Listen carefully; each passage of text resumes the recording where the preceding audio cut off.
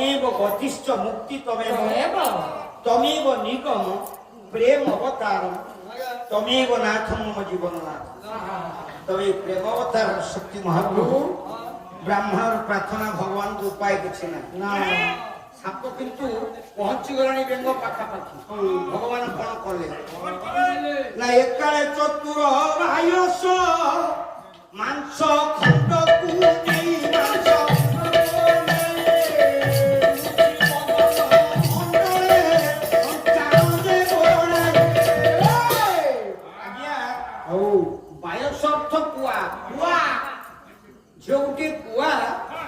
खंडे मांस खंड गोमांस खंड से मांस रु टिपि टिपि टिपि टिपि रक्त झरुची सार के कथा ताकू से थंटरे धरी धरी उडुची आज गोटे संचान देखिला संचान कुआ ठू खाइब बोली कुआ को अनुसंधान करुची साप जेतबेले जाता सेतबेले कुआ बड़ चतुर बिलुआ काऊ एमान सब भारी चतुर ये चिंता कला कुआ बरम मु न खाइनी एकु खइदेबिनी ठाकुर पछपट पोखरी पाखे सीधा उड़ी जाउची पूरा पोखरी के लक्ष्य करके आगे खसई देबी किंतु से तळरे खसिला गाई धन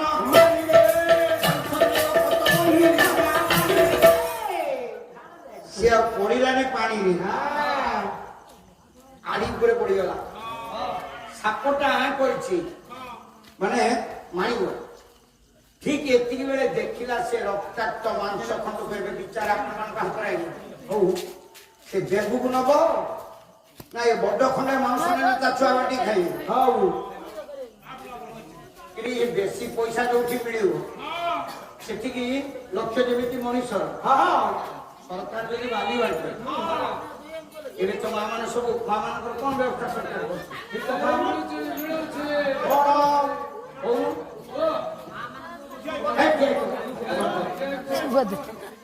पदरा कत मामानु सुभद्रा पदरा कत भद्र देख मामानु करे सुभद्रा करछि सुभद्रा हेले ना सुभद्रा जदि से हे गेले बस्ती सुभद्रा तू तार भाई मोर मुटा खाली बाबलु आइए भी राती में नुचबे ना अच्छा हमर पुरुष मानु कोन सरकार करछि व्यवस्था हम सब कोन कर आउ सब हमर पीएम किसान जोमाने आज पाई सारी आनंद रे कष्ट दे आज अच्छा अच्छा गुड हो गेला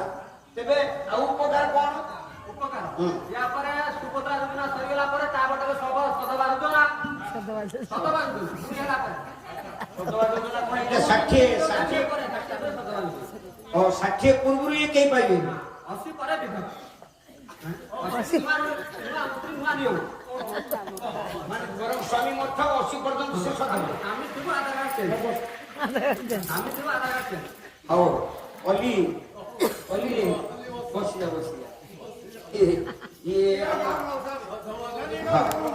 छाड़ा सरकार जदि बाली बांटे काली सकाळे बाली बांटिया व्यवस्था हो जिवो तापरे मा कार्ड भिड़ हो धाड़ी रे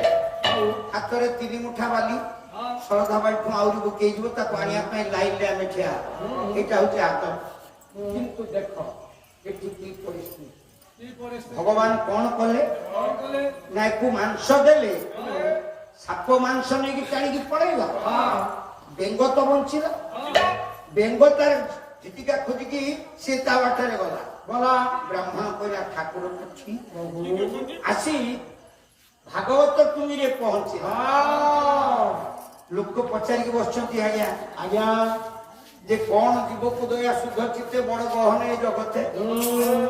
जीव को जार दया नहीं बुद्ध हो चंडाल किसे यार टिके तत्व कोन आपन को भागवत लिखिला तत्व बुझिले तुटे भ्रांति तत्व बुझिले तुटे भ्रांति तो भवसागर तरी जानती आ तत्व कोन आज्ञा ओ जीव को दया सुध चित्ते बड़ गहने जगते सेई भागवत ए झियो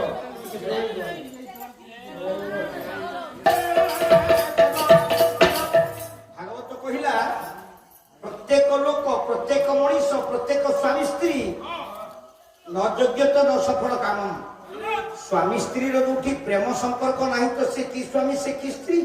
की संसार ना प्रेम योग्य कर କିନ୍ତୁ ଏ କେମିତିକା ଯଜ୍ଞ? ଯଜ୍ଞ କରିବ ଋତୁ ମତେ କେବଳ ପୁତ୍ର ଜନ୍ମାର୍ଥେ, କେବଳ ଯଜ୍ଞ ପଶୁ ବଧ ଅନ୍ୟତ୍ର ବଧତି ପ୍ରମାଣ। କେବଳ ଯଜ୍ଞରେ ପଶୁ ବଧ ଅନ୍ୟତ୍ର ବଧତି ପ୍ରମାଣ। ସ୍ୱାମୀ ସ୍ତ୍ରୀର ଯୋଉ ଯୋଗ ଏଇଥିରେ କଣ ବଳି ଦିଆଯାଏ ଆଜ୍ଞା? ଅଳ୍ପ ତ ବୟସ୍କ ଲୋକ ବେଶୀ ମୁଁ ଦେଖିପାରୁନି, ବେଶୀ ଆଉ ଭିତରକୁ ମୁଁ ଯାଆନ୍ତି ଯାଇପାରୁନି, ପିଲା ଗୁଡା ବସି ସବୁ ଯଜ୍ଞ କରିବା ଋତୁ ମଧ୍ୟ କେବଳ ପୁତ୍ର ଜନ୍ମାର୍ଥେ କେବଳ ଯଜ୍ଞ ପଶୁ ବଧ। ପୁରୁଷ ତା ପଶୁ ପଣିଆକୁ ବଳି ପକାଏ। ସେଇଥିପାଇଁ ଆଜ୍ଞା ଦେଖିଲା ଯେ ଆଜ୍ଞା ଜୀବକୁ ଦୟା ଶୁଦ୍ଧ ଚିତ୍ତେ ବଡ ଗହନେ ଜଗତେ। ଏ ବ୍ରହ୍ମଚର୍ଯ୍ୟ ହଉଛି ଗୋଟିଏ ଜୀବ ମା ଗର୍ଭରେ ସେ ପିଲା ତିଆରି କରେ। ଅଚ୍ୟୁତ କହିଲେ କାରଣ ନଥାଇ ବାରଣ ନ ମାନି ଯେ ପ୍ରେମର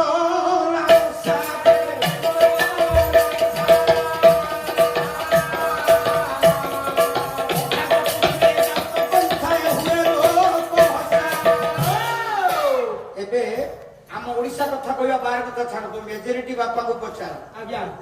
ଯିଏ ଭଲ ଚାକିରି କରିଥିଲେ ପେନସନ ପାଉଛନ୍ତି, ଯୋଉଠି ପେନ ଲାଗିଛି ପେନ ମାନେ ଛୁଟି କହିଲେ ପେନ ପେନସନ ତାଙ୍କୁ ବି ପଚାର ବଡ ଚାକିରି କରିଥିଲେ ପେନସନ ପାଉଛନ୍ତି, କିନ୍ତୁ ତାଙ୍କ ସାଙ୍ଗ ପାଖରେ କହୁଛନ୍ତି କଣ ବୁଝିଲୁ ନା ଉମେଶ ନା କଣ ନା କାଇଁ ପୁଅଟା କଣ ମୋ କଥା କିଛି ମାନୁଛି? ସିଏ ତା ବାଟରେ ମୁଁ ମୋ ବାଟରେ। ଇଏ ଶିକ୍ଷିତ ଅଶିକ୍ଷିତ ଘରେ ଏଇଆ ହଉଛି। ଏ ବାପା ତ ଭତ୍ତା ପଇସା ମତେ ଦେ। ଆପଣ ସବୁଦିନ ଏ କଥା କାଗଜରେ ପଢୁଛନ୍ତି, ପିଲା ତା ବାପାର ଭତ୍ତା ପଇସା ପାଇଁ ଛୁଆ ମାରିଦେଲା, ଦୋଷ କାହାର? ଛୁଆର ନୁହଁ। ଏ ମା ଶୁଣ, ଏଇଥିପାଇଁ ଏ କଥା ମୁଁ କହୁଛି, ପାଲାର କଥା ଗପ କରିବାକୁ ଆସିନି। ଯୋଉ ପୁଅ ତା ବାପାକୁ ମାଇଲା, ଯଦି ଭଦ୍ରଲୋକ ଡକାଯାଏ ଦୋଷ କାହାର? ତା ବାପାର, ପୁଅର ନୁହେଁ। କାହିଁକି ଏ ପୁଅ କାହିଁକି ଅଚ୍ୟୁତ ପ୍ରମାଣ କଲେ? ଆରେ ଯଜ୍ଞ ମେଳ ନୁହେଁ, ଯଜ୍ଞ ତୁ କରିଲୁ ଉପୁ ଯାଇ ଅଛୁ